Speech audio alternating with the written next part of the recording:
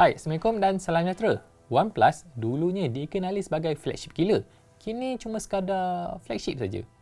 Iterasi demi iterasi, tanda harga telefon keluaran mereka semakin mahal. Malahan hampir menyamai pesaing yang dulunya mereka ingin bunuh dulu. Cuba bayangkan OnePlus 10 Pro. Sewaktu dilancarkan harganya RM4,199.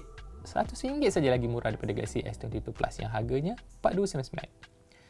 Galaxy S22 Plus ada ciri tambahan IP68 yang pastinya menarik minat pengguna.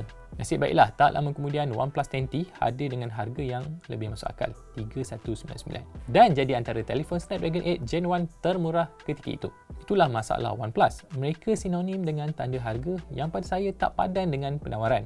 Dan sekarang tibalah kita ke OnePlus 11 dalam tahun 2023. Tapi sebelum saya kongsikan sama ada berbaloi ataupun tidak, mari ikuti review saya tentang OnePlus 11.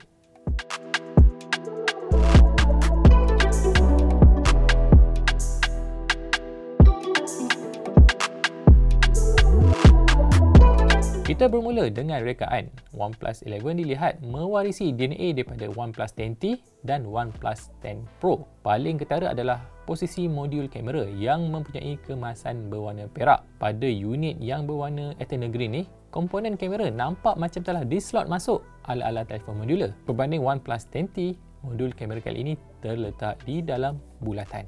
Rekaan ini mungkin diinspirasikan daripada telefon macam Honor Magic 4 Pro. Cuma bezanya, modul kamera flagship Honor terletak di bahagian tengah. Kelihatan juga ada 3 buah kamera di bahagian belakang dan bulatan kecil keempat adalah tempat letaknya lampu LED yang akan menyala sewaktu gambar malam diambil. Kemudian cap Hasselblad juga didapati kembali setelah ia menghilangkan diri daripada OnePlus 10T. Makanya kita boleh jangkakan pengalaman kamera sekurang-kurangnya setara dengan OnePlus 9 Pro sewaktu cap Hasselblad pertama kali diperkenalkan pada telefon OnePlus. Lagi tentang kamera, iterasi kali ini meletakkan kamera selfie di bahagian penjuru kiri paparan seperti OnePlus 10 Pro berbanding dekat bahagian tengah pada OnePlus 10T.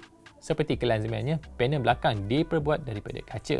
Telefon ini diliputi kaca Corning Gorilla Glass Victus. Sungguh pun bukanlah edisi yang terbaru, sekurang-kurangnya ia dinaik taraf daripada Corning Gorilla Glass 5 di OnePlus generasi terdahulu. Satu masalah normal sebuah telefon berkemasan kaca adalah ia mudah comot dan perlu selalu dilap, kecualilah anda menggunakan casing yang hadir bersamanya. Kemudian di kedua-dua sisi telefon, OnePlus menerapkan rekaan unibody yang kemas seperti yang sepatutnya sebuah flagship ada. Tempat pertemuan paparan dengan kerangka adalah rata. Sebanyak 4 buah butang fizikal hadir pada OnePlus 11. Di bahagian kanan, anda boleh temui butang kuasa, kemudian ada Swiss mode yang menjadi ikon kepada telefon OnePlus.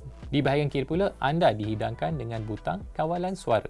Lain-lain komponen masih boleh ditemukan di tempat yang biasa. Anda boleh cari port USB-C dekat bahagian bawah. Kemudian ada juga slot untuk anda isi kad SIM yang menyokong sehingga 2 kad. Jadi speaker juga berada di bahagian bawah, lagi besar daripada yang kat bahagian atas tu.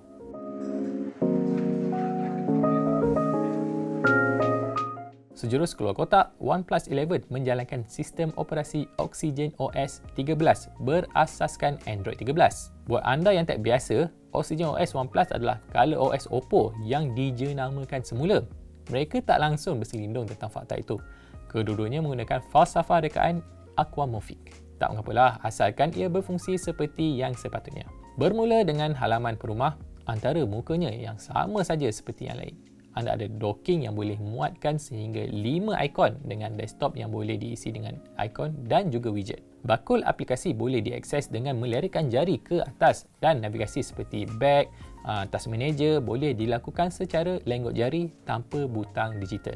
Beberapa ciri menarik yang ingin diketengahkan oleh OnePlus dan saya rasakan sesuatu yang unik adalah contohnya seperti Always On Display yang menyokong Spotify. Sewaktu anda mendengar Spotify, di halaman Always On Display akan dipaparkan maklumat yang lebih banyak daripada biasa.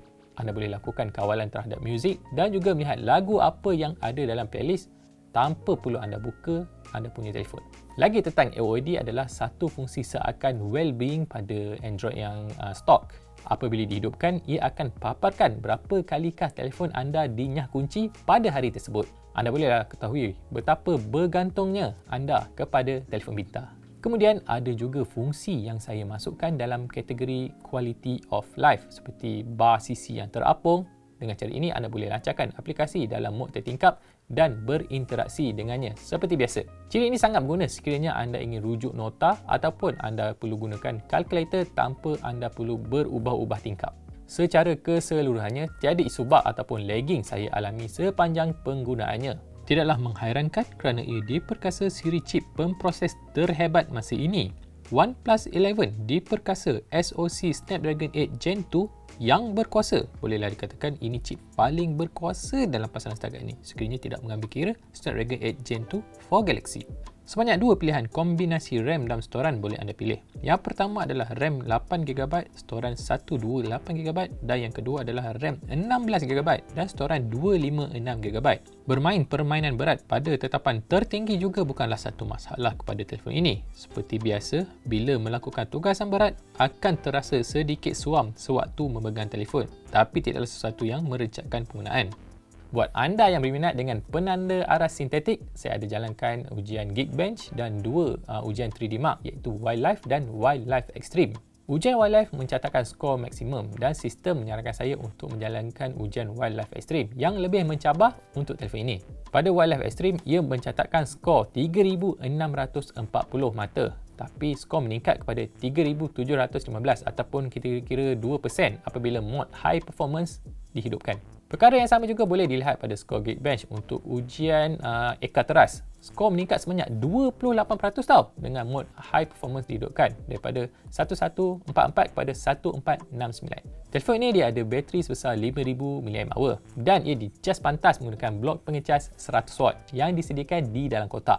Terbaiklah OnePlus.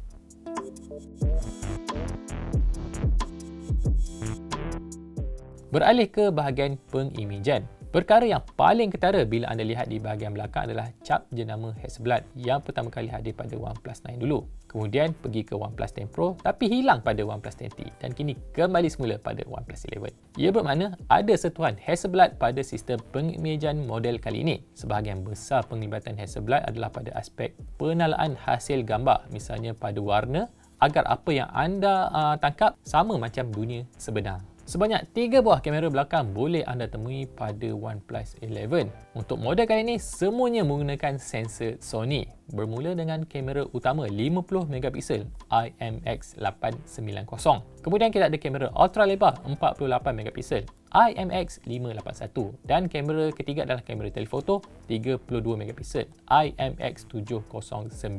Akhir sekali adalah kamera selfie 16MP IMX471. Berbanding dua model sebelum ini, di OnePlus 10 Pro dan 10T, pengeluarannya menggunakan campuran sensor pengimejan daripada Samsung dan OmniVision. Sekurang-kurangnya pada saya, sensor Sony dirasakan lebih atas berbanding pesaing yang lain. Satu ciri yang saya rasakan gimmick pada telefon ini adalah Expand Mode yang pertama kali diperkenalkan pada OnePlus 9. Ia adalah ciri yang mensimulasikan gaya gambar kamera Expand Hasselblad. Tapi untuk telefon saya rasakan yang ia tidak menjadi kerana dihadkan pada segi perkakasan. Expand yang sebenar menggunakan dua bingkai 35mm dan lensa khas yang menghasilkan gambar dalam nisbah 65:24. Dalam era digital yang sensornya elektronik, semestinya hasil gambar Expand cuma sekadar mimik sahaja. Ia dengan mudah boleh direplikasikan pada mana-mana aplikasi penyuntingan gambar. Malahan saya boleh hasilkan gambar yang lebih menarik menggunakan lensa ultra lebar 48MP telefon ini. Untuk sebuah telefon dengan cap Hasselblad, aplikasi kamera OnePlus 11 saya anggap sebagai kurang menarik. Tiada fungsi-fungsi tambahan yang boleh jadi pembeza antaranya dengan pesaingnya yang lain, terutamanya dalam mod mengambil video. Telefon seperti Galaxy S22 sudah pun menyediakan fungsi merakam video menggunakan audio daripada sumber Bluetooth. Kenapa flagship ni tak ada? Slow motion pada peranti pesaing boleh pergi sehingga 960 bingkai sesaat. Kenapa flagship ni pun tak ada? Secara keseluruhannya, kita boleh rumuskan yang ada naik taraf komponen pada kamera. Tapi adakah ia diterjemah kepada kualiti gambar yang baik? Berikut adalah beberapa hasil gambar yang telah ditangkap menerusi lensa OnePlus 11.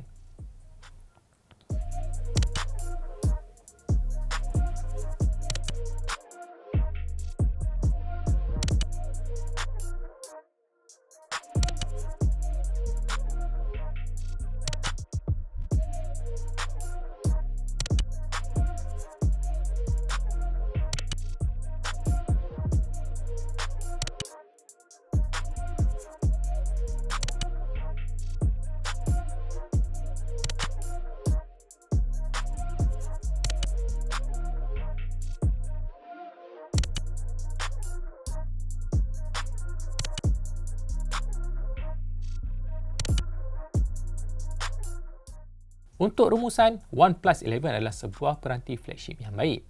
Ia berfungsi seperti yang sepatutnya kecuali di beberapa tempat yang saya sebutkan di atas.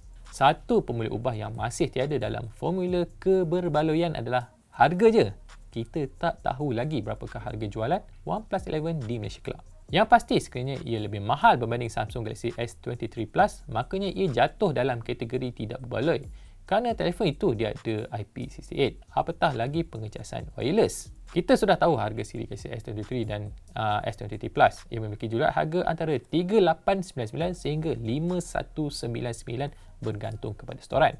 Kalau OnePlus bijak, mereka boleh letakkan varian 12GB dan storan 256GB pada harga 4699 hanya untuk kacau Galaxy S23 Plus 256GB pada harga yang sama.